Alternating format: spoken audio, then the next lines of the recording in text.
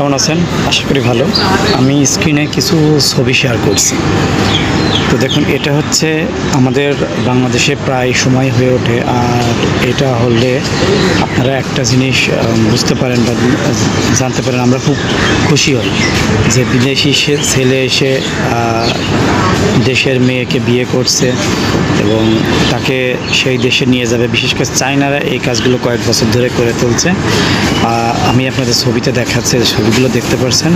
তো বিষয়টা হচ্ছে, দেখুন, আমরা যত উৎসাহিত হই এই বিষয়গুলো নিয়ে যে একটা বিদেশি ছেলে বাংলাদেশি মেয়েকে বিয়ে করছে, তো উৎসাহিত হওয়ার আসলে কিছু নেই।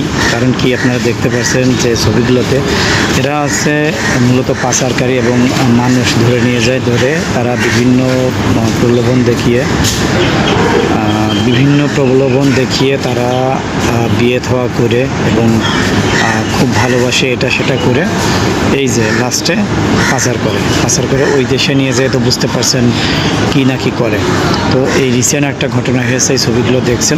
আমি অনেকগুলো ছবি দিলাম, অনেক ঘটনার, সব কিন্তু পাচার। একটা মেয়ে যে রিসেন্ট অ্যাপের মাধ্যমে পরিচয় হয়েছে, না ছেলেকে বিয়ে করেছে এবং তারপরে ধরা পড়েছে যে না, সে হচ্ছে পাচার হওয়ার সম্ভাবনা ছিল। তো আপনারা অবশ্যই এই বিষয়গুলো থেকে সাবধান হবেন এবং এই ধরনের কাজ আর কি বলবো।